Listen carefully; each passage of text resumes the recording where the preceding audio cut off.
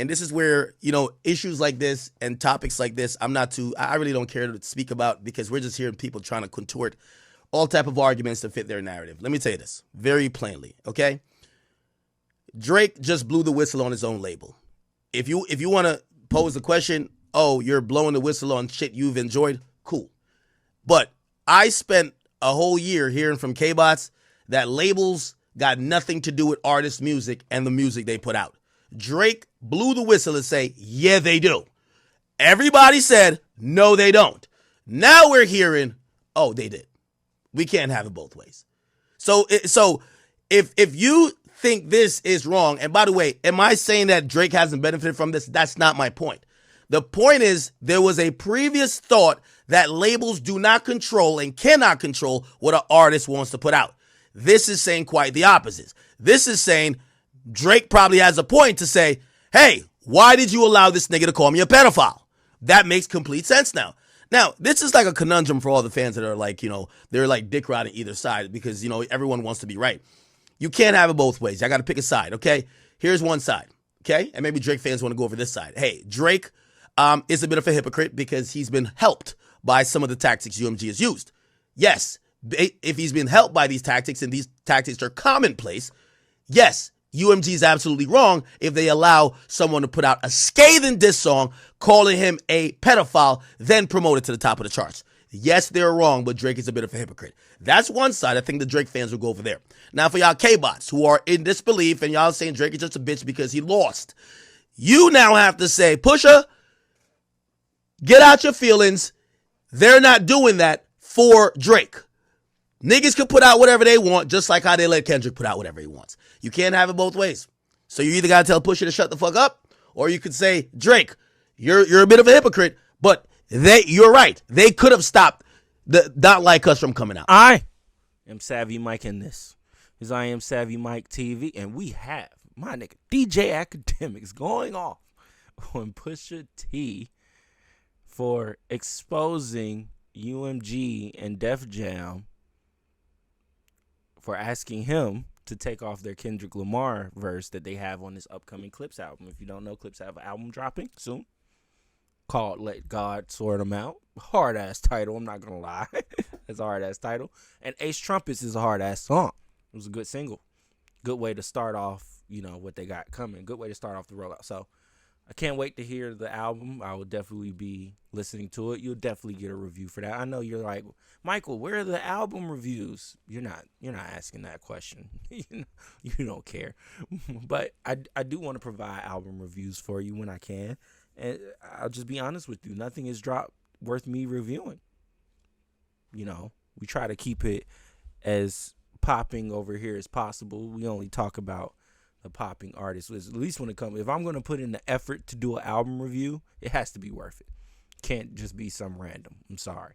But either way, let's listen to what DJ Akademiks has to say. This is why hip-hop kind of sucks right now, right? Like, nobody has any type of motion. I know you'll say, well, people need to drop new music.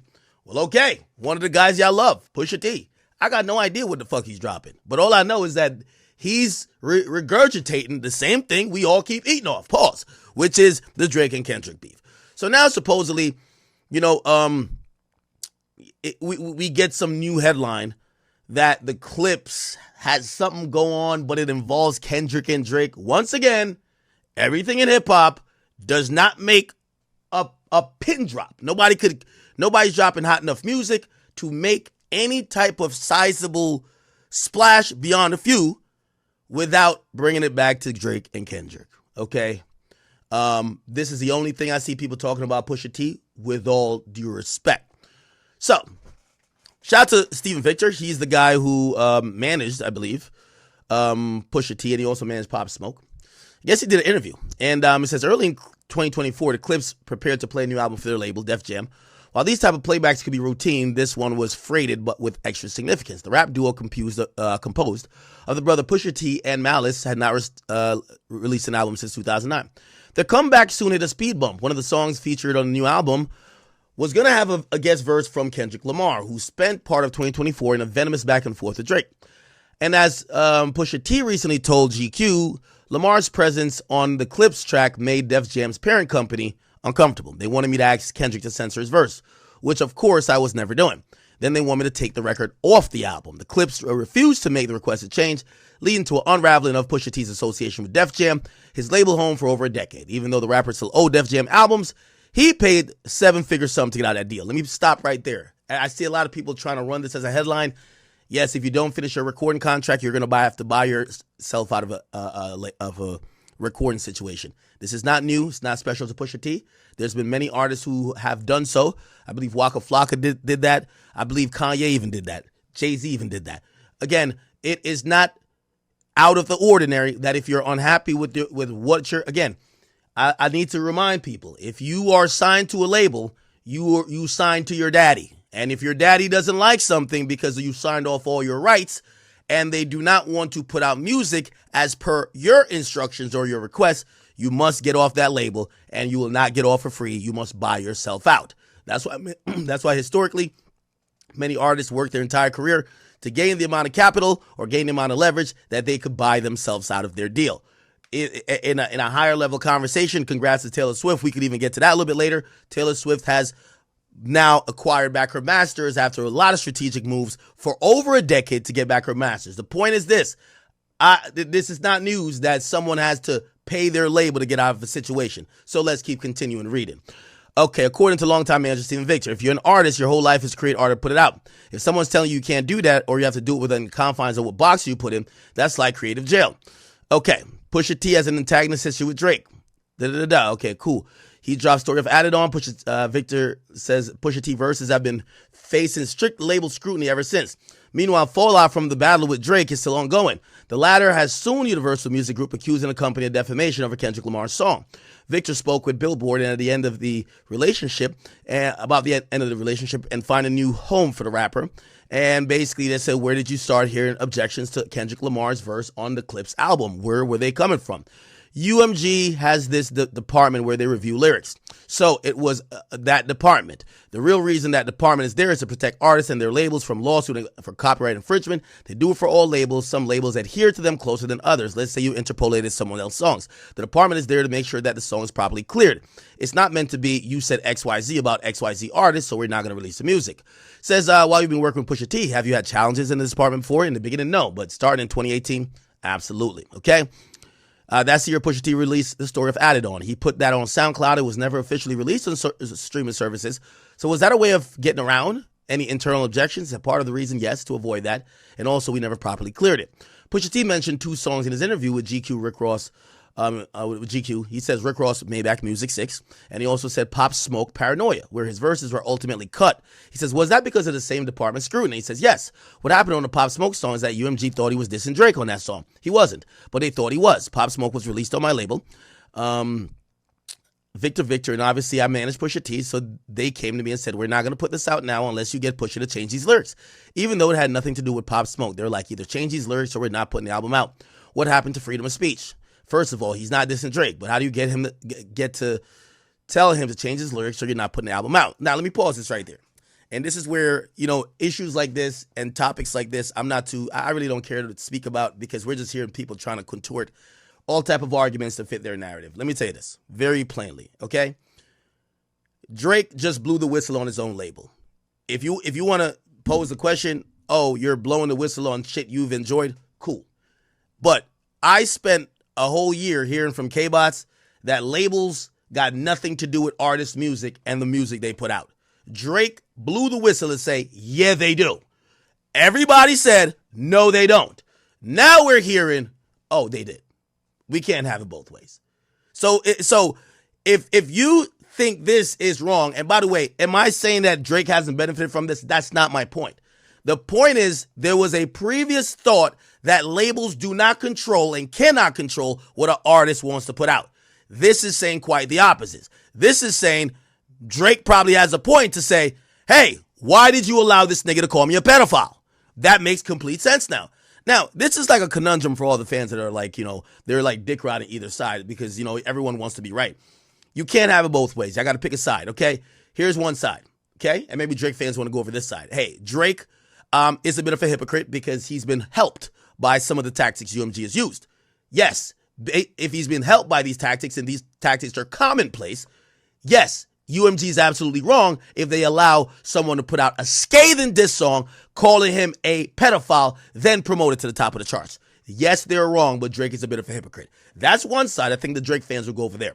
Now, for y'all K-bots who are in disbelief and y'all saying Drake is just a bitch because he lost, you now have to say, Pusha, get out your feelings. They're not doing that for Drake. Niggas can put out whatever they want, just like how they let Kendrick put out whatever he wants. You can't have it both ways. So you either got to tell Pusha to shut the fuck up, or you could say, Drake, you're a bit of a hypocrite, but you're right. They could have stopped the Not Like Us from coming out. Now, here's where I have a problem with this, right? Because while Drake might be arguing that labels could have stopped Not Like Us from coming out, which defamed his character and did all this to his reputation and so on and so forth, I feel like context matters in that situation. Drake was in the middle of a heated rap beef that he had helped, fire the flames to. This wasn't just one-sided. This wasn't just Kendrick Lamar bombing on Drake and him not saying anything or just like, you can't play the victim, unfortunately. And I think that's what, Ak is missing in all of that, which is something that he probably doesn't want to truly acknowledge, which is cool. He's a big Drake fan, biggest Drake stan ever. That's cool and everything, but you have to at least acknowledge the fact that he played a role in Not Like Us coming out. He played a role in it. You antagonized that situation. You asked for that man to violate you, and he did. Drop. That was you. That's what you kept telling him to drop. And so he does. He does what you ask him to do in whatever way he chooses to, and violating you in whichever way you asked him to, which we can literally go back to tailor-made freestyle. In AI Snoop Dogg voice, this nigga Drake literally says, talk about young girls. I'm sure you heard that on the Joe Budden podcast. You gave the nigga the ammo, he uses it, makes something good out of it, violates you, and now you want to sue and say the labels could have stopped that from coming out? They could have stopped him from defaming my character? This has to do with our contract, blah, blah, blah, blah, fucking blah. You at the end of the day, you can't win in both. You can't win in neither one of those situations. You just have to take the L. And for some reason, Drake is like, look, I took the L with Pusha. I can't at least allow Kendrick Lamar to think he beat me. So I'm going to do everything in my power to make it seem like he won off of the back of help from UMG, bots, whatever. And it's just like, I guess. Anyways, that's my 2 cents. That's really this whole conversation, and I'm actually surprised that anybody's even talking about it beyond that. But we'll keep reading the thing. Okay. So they thought it was this, and it said, what happened to freedom of speech is not this in Drake. It said, from what Pusha told GQ, this Kendrick verse they were concerned about on the new record isn't this in Drake either. He says, yeah, I don't know what their concern is. But they were like, there's a line here. We think it's controversial. Kendrick needs to change it, or we're not putting it out. We're not going to ask him to change his verse. You guys are wrong. Stop looking this way. Now, also, you K-bots, I need you guys to be held accountable as well. We've seen Kendrick Lamar, who y'all have called Jesus. We saw him take distinct, significant stances against censoring any type of artistic expression. You've done it, and you stood up for people of the likes of R. Kelly, seemingly, not directly, but definitely for XXXTentacion. When was that? Back when Spotify was trying to institute a policy to not playlist or support any artist who was accused of domestic violence or other things that was considered heinous crimes. You penned a letter, or you put it out there that you stood with those artists and you would stand against Spotify. If Daddy's saying he won't put out your verse and you don't call him out, I feel like this issue that Pusha T might have should fall in the lap of Kendrick, not be blamed on Drake. Kendrick has taken stances. Y'all say he's Jesus. Why he ain't he should have told UMG? Well, y'all ain't getting my next album if you censor this one verse. That's what he should have done. So the mere fact that he didn't do that, and we've watched him take other stances, what are we talking about? Well, you just want to blame Drake? That's convenient for your conversation. It's convenient for your conversation. Drake don't like Pusha T, and he don't like Kendrick. So if he could block them, if he could trip their baby mama, if he could kick their grandma, he would.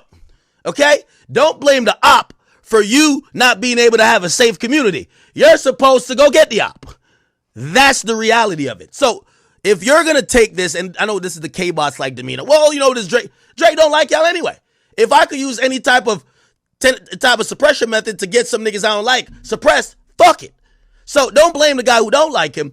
Blame the guy who supposedly has comparable power in the industry that we've seen speak up before, not doing nothing about it. Okay? That's my point to it. So it got to the point where the conversation became, you can't keep stopping this guy from being able to put out his art. He's a rapper. Every time he puts out an album or a song, you can't listen to it to make sure he's not dissing somebody before you put it out. He has to think about what he's saying before he's saying it in hopes that you might not think he's saying the wrong thing. Who could live their life like that? By the way, I do agree.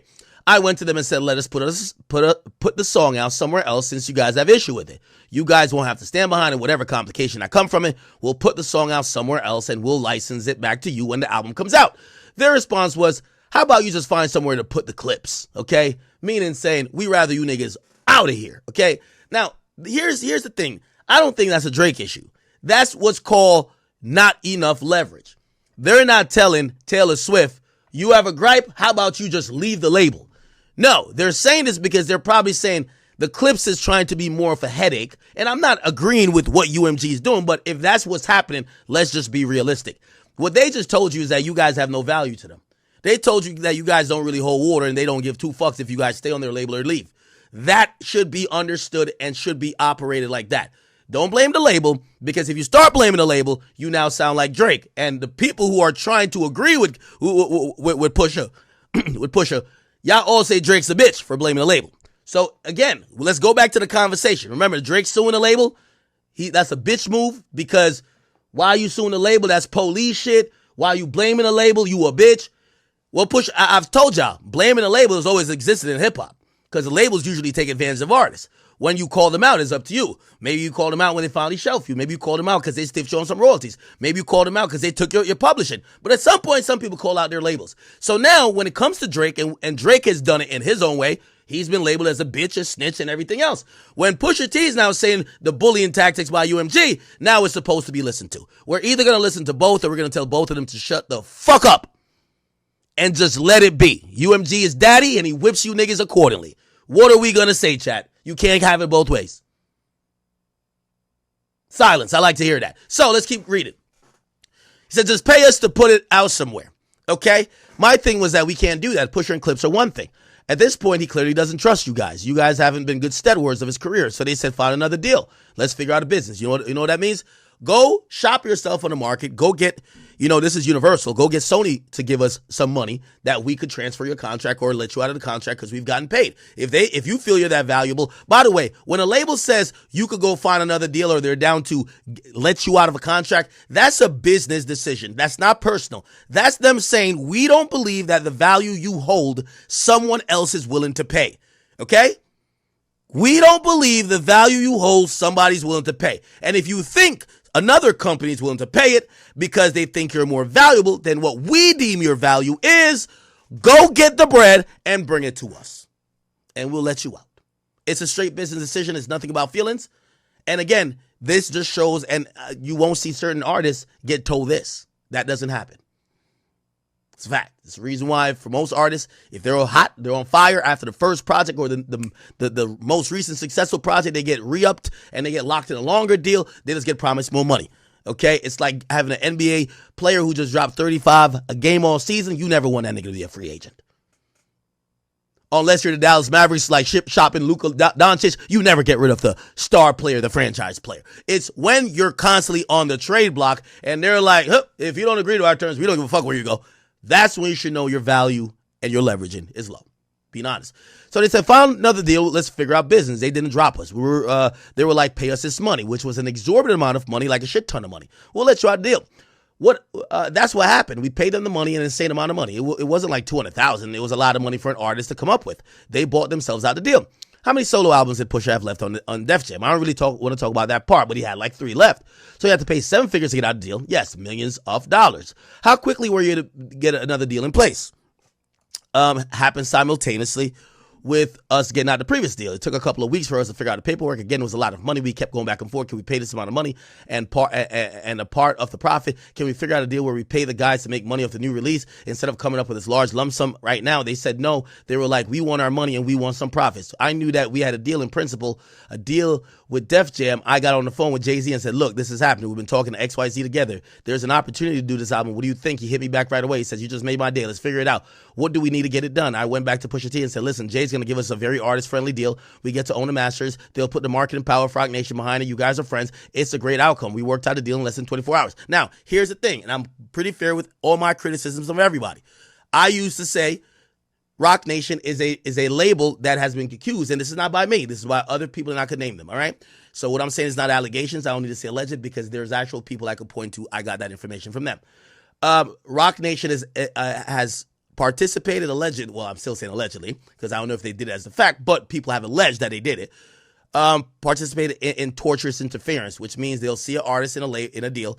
The label doesn't have any plans of dropping that person, and Roc Nation will try to fuck up the deal because they want to steal the artist. I told you about Meg, told you about Uzi, I told you about Bobby.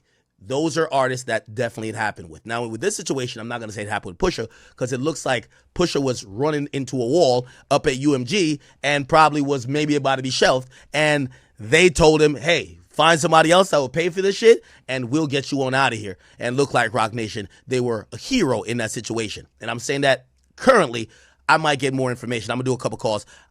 Maybe I hear a different story because we know how Roc Nation usually gets down. They're never wearing the cape. They're usually coming in with the villain mask. Okay, man. Look, I don't know where this Akademiks versus Roc Nation beef is gonna go, but it might go somewhere. This is interesting. I guess that's what I'm saying. I just hate the fact that we make Jay-Z look bad in this. Yeah, Jay-Z cares about the music. Like, bruh, Pusha T's calling. Yeah, Pusha. I own the company. I'll make a few calls. I'll get you over there. We can put your album out through us. Like, we'll make it happen, whatever we got to do. Like, I think Jay-Z just cares about that. Like, I don't think he cares about anything else. Now, the poaching and all that extra shit, the label as a whole might be doing that. But Jay-Z's like, okay, do whatever y'all got to do to be profitable every year. As long as I'm still a billionaire, that's all that matters to me. I think Jay-Z's taking that role at this point. He's been the exec. He's run Def Jam. He's done that. Like, he's like, I'm not. And when he's done it, he wasn't doing what they're doing now. See, that's what I'm saying. We have examples of at least when Jay-Z was running a label, he wasn't out here poaching art. Like, no, he was actually running the label, curating with his artists. J. Cole, like, bringing niggas up. Like, he was putting niggas on. At a certain point, he let it go. At a certain point, he was like, it is what it is. I'm going to let somebody else do all of this. I'm just going to be me, do what I want to do. If I want to make music, I'll make music. Jay Electronica, you dropping an album, I want to be all over that. Like, just let him have it. I don't, you know.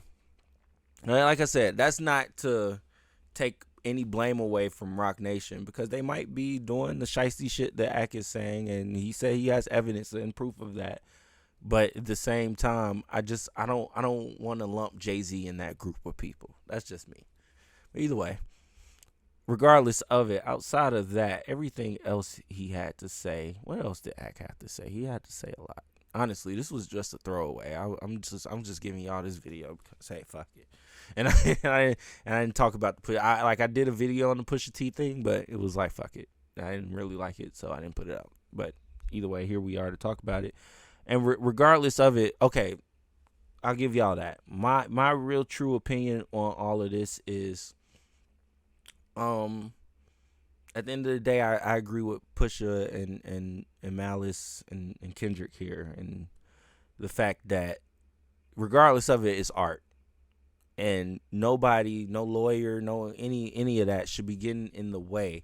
Like, of course, yeah, y'all got y'all shit going on with Drake, and Def Jam is a subsidiary to UMG, so anything that happens through that label looks like UMG okayed it, and so now Drake has more.